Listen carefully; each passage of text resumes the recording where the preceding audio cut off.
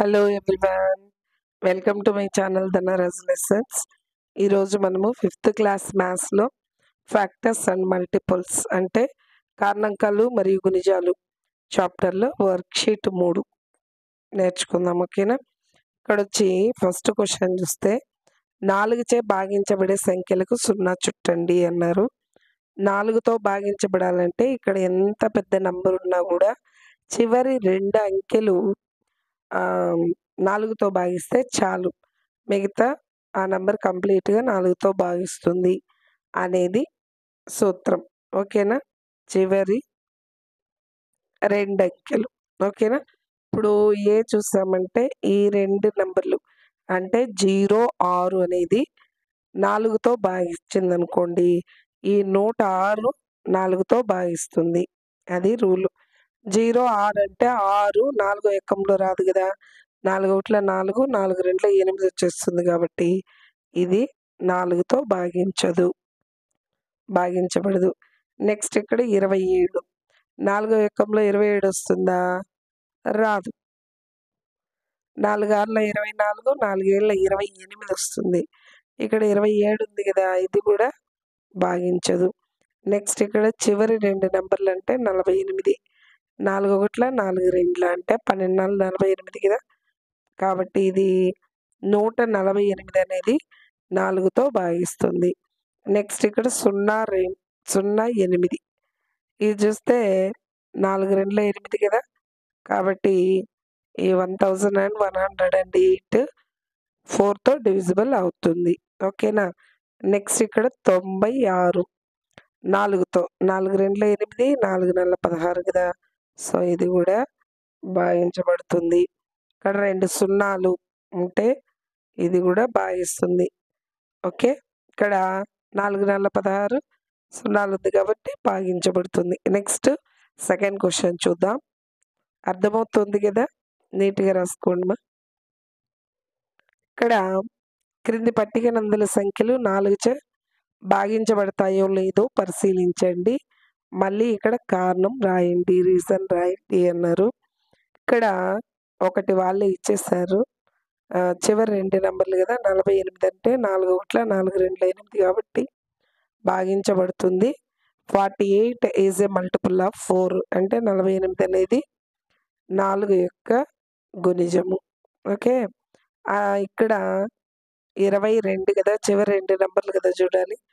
22 అనేది 4 ఎక్కంలో రాదు, 4 5ల 20, 4 6ల 24 వస్తుంది కానీ 22 రాదు. కాబట్టి 4చే భాగించబడుతుందా? అవునైతే అవును, కాదంటే కాదు అన్నారు. భాగించబడదు కాబట్టి కాదు.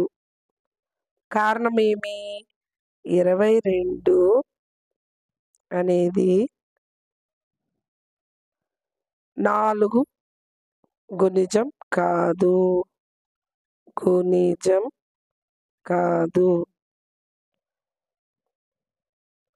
నెక్స్ట్ ఇక్కడ చివరి 2 నెంబర్లు అంటే ఇది కదా 0 0, ఇది 0 0 ఉంటే భాగిస్తుంది. ఓకే, 4తో 4 ముళ్ళ 12 0 0 కాబట్టి అవును లేదా ఎస్ రాసుకోండి. అవును అంటే ఇక్కడ 0 0 చివరి 2 అంకెలు 0 0 0 0 ఉంటే ఖచ్చితంగా అది భాగించబడుతుంది. ఓకేనా? ఇక్కడ చివరి 2 నెంబర్లు అంటే 18 కదా, 18 అనేది 4 ఎకంతో రాదు, 4 4 16, 4 5ల 20, 18 రాదు కాబట్టి కాదు. కారణం ఏమి? 18 అనేది 4 గుణిజం కాదు.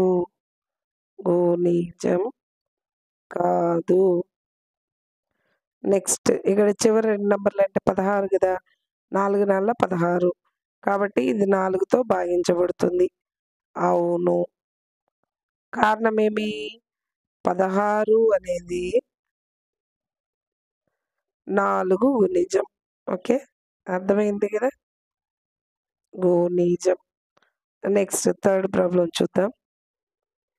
నెక్స్ట్ థర్డ్ ప్రాబ్లం చూస్తే circle the numbers that are divisible by 8.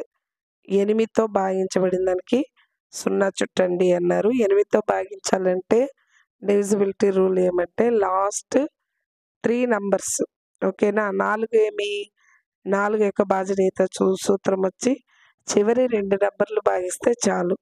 దీంట్లో 8కి మాత్రం చివరి 3 అంకెలు ఓకే.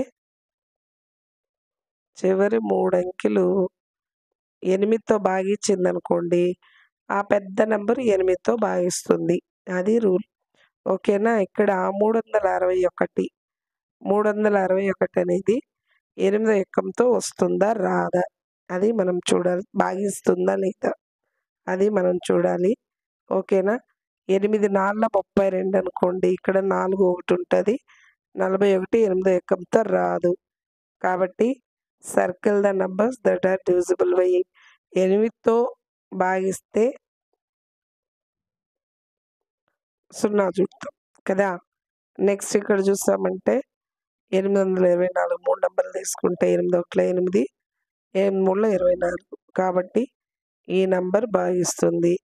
నెక్స్ట్ ఇది చూసామంటే 8 8 64 కదా, 8 ఏళ్ళ 56, 56 పోతే మళ్ళీ 72, 8 9 72 కదా, కాబట్టి ఇది కూడా భాగిస్తుంది. నెక్స్ట్ ఇది చూసామంటే 8 1 8 ఇక్కడ పోతే ఇంకొకటి ఉంటుంది కదా 17, 8 2 16 మళ్ళీ 1 6, 8 2 16 కాబట్టి ఈ నంబర్ కూడా భాగించబడుతుంది. నెక్స్ట్ ఈ చివరి 3 నంబర్లు కదా చూడాల్సింది. 8 1 8 పోతే మళ్ళీ 14 ఉంటుంది, 8 1 8 పోతే 68, 8 8 64 వస్తుంది కానీ 68 రాదు. కాబట్టి ఇది భాగించబడదు. నెక్స్ట్ దీన్ని చూస్తామంటే ఇక్కడ 8 1 8, ఇక్కడ 40 8 5 40 వస్తుంది, 45 రాదు. కాబట్టి ఇంతే ఓకే. అర్థమైంది కదా. మీకు యూజ్ఫుల్ అయితే ఖచ్చితంగా లైక్ చేయండి. మీ ఫ్రెండ్స్ ఎవరికైనా షేర్ చేయండి, అవసరం ఉన్న వాళ్ళు రాసుకుంటారు ఓకేనా. నెక్స్ట్ వర్క్షీట్ 4 నేర్చుకుందాం ఓకేనా. Thank you all of you.